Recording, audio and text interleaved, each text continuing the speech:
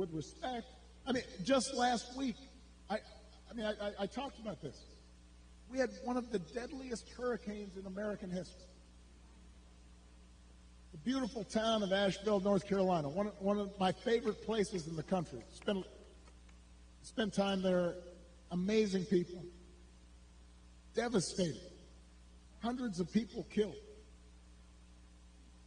And President Biden and Vice President Harris were down there meeting with local officials and comforting families, asking how they could help.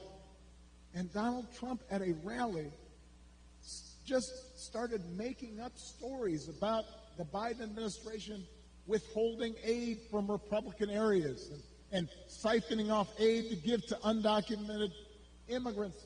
Just made the stuff up. Everybody knew it wasn't true. Even local Republicans said it was not true. And now the people of Florida are dealing with another devastating storm. And I want you to watch what happens over the next few days, just like the last time. You're going to have leaders who try to help, and then you have a guy who will just lie about it to score political points, and this has consequences. Because people are afraid, and they've lost everything, and now they're trying to figure out, how do I apply for help? And some of them may be discouraged from getting the help they need.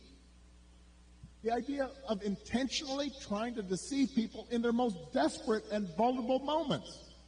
And my question is, when did that become okay? I'm not looking for applause right now. I want to ask Republicans out there,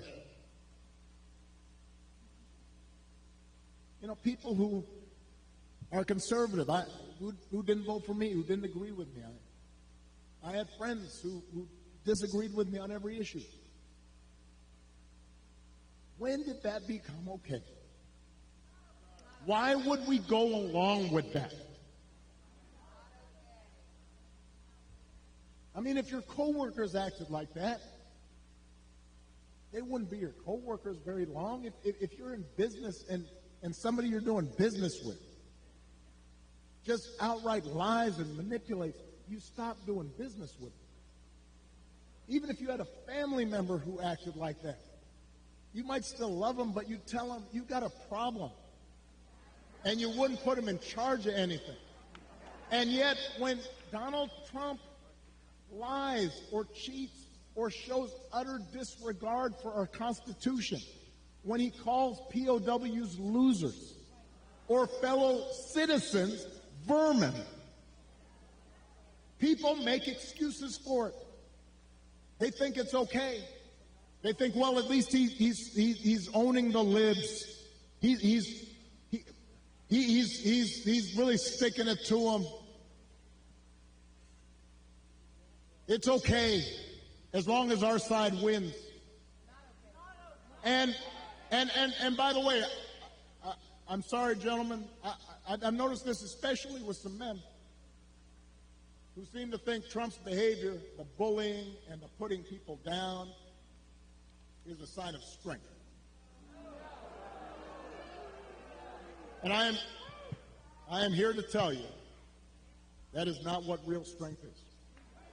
It never has been. Real strength is about working hard and carrying a heavy load without complaining. Real strength is about taking responsibility for your actions and telling the truth even when it's inconvenient.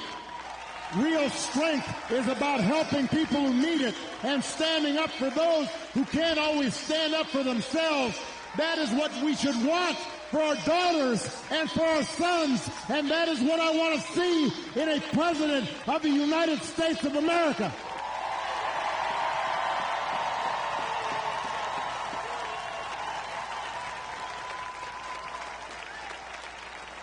And the good news is that you have candidates to vote for in this election that demonstrate that kind of character, who know what real strength looks like, who will set a good example and do the right thing and lead this country better than they found it. So, Pennsylvania, that is the choice in this election. It's not just about policies that are on the ballot. It is about values. And it is about